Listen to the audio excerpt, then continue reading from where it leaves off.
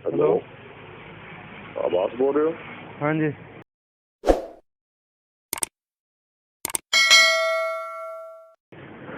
आवाज ऐसे क्यों बोल रहा है थाना सदर? की मामला होया? सर जी डकैती हो गई है। किस जगह पे? क्या करते हो तुम? अल नूर किराना हैं? अल नूर किराना स्टोर करना पुली जवेद अच्छा, कॉलोनी, ये तुम्हारे मेन के ऊपर साथ जो रिंग रोड बना हुआ है ना, हाँ, जेल की तरफ, इसी पे।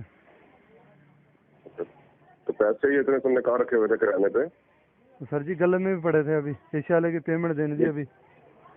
सारे ने पेमेंट देनी होती है ना, तुम्हारे साथ वाले ने भी 7 लाख की कॉल की थी, बाद में 15,000 निकला था, तुमने भी 3.5 लाख लिखा दिया है, तो ਤੁਹਾਡੇ ਮੂੰਹ ਤੇ ਲੱਖ ਤੇ ਐਵੇਂ ਚੜੇ ਨੇ ਵੀ ਜਿਵੇਂ ਪਤਾ ਨਹੀਂ ਤੁਸੀਂ ਲੱਖ और सर जी पेमेंट देनी है तो मैं गल कर रहा मैं कि वो उसे 2 नंबर काम कर रहे हैं जरा भी पेमेंट देनी है मैं 3.5 लाख रुपया उन्होंने दी ज्यादा देनी है मैं पेमेंट। ਤੂੰ मैं देखदा आके तैਨੂੰ हाँ आके देख लो उसे 3.5 लाख पेमेंट देनी है, मैं 15,000 देना है, तुसी ते मैं उत्थे बैठ के गल्लां सुनाना, मेरे को पैसे नहीं पैसे।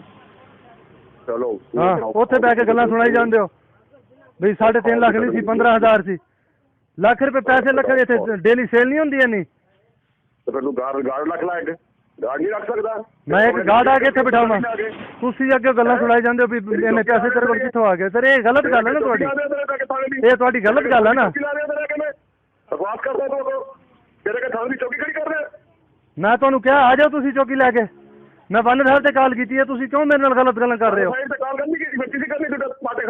ਉਹ ਤਾਂ ਸਰ ਜੀ ਪੈਸੇ ਨਹੀਂ ਲੈ ਕੇ ਗਿਆ ਟਿਕਟ, ਹੁਣ ਮੈਂ ਉਹਨਾਂ ਨੂੰ ਬੁਲਾਇਆ। ਗਏ ਆ ਤੇਰੇ ਕੋਲੋਂ ਬਕਵਾਸ ਕਰ ਰਿਹਾ ਕਿ ਤੈਨੂੰ ਬੋਲਣ ਦੀ ਤਮੀਜ਼ ਨਹੀਂ ਹੈ ਤੈਨੂੰ? ਹਾਂ ਮੈਨੂੰ ਬੋਲਣ ਦੇ, ਮੈਂ ਤੁਹਾਡੇ ਨਾਲ ਕੋਈ ਗਲਤ ਗੱਲ ਕਰ ਰਿਹਾ, ਤੁਸੀਂ ਕਹਿ ਰਹੇ ਹੋ ਵੀ ਪੈਸੇ ਇਹਨੇ ਲੈ ਕੇ ਗਿਆ ਤੁਹਾਡੇ। ਨੌਨਸੈਂਸ ਆਦਮੀ, ਤੈਨੂੰ ਗੱਲ ਕਰਨੇ ਆ ਤਰੀਕੇ ਦੇ ਨਾਲ ਵੀ ਤੁਸੀਂ ਲੱਖ ਰੁਪਏ ਰੱਖੇ ਨੇ ਆਪਣੇ ਕੋਲ। ਹਾਂ ਤਾਂ ਸਰ ਜੀ ਦੁਕਾਨਦਾਰੀ ਨਾ ਰੱਖੀ ਇੱਥੇ ਪੈਸੇ ਅਸੀਂ।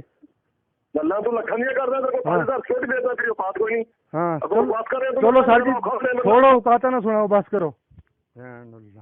ਲੱਖ ਲਾਣੇ ਆ ਤੈਨੂੰ, ਕੋਈ ਜ਼ੁਬਾਨ ਚਲਾਣੇ ਆ ਤੂੰ।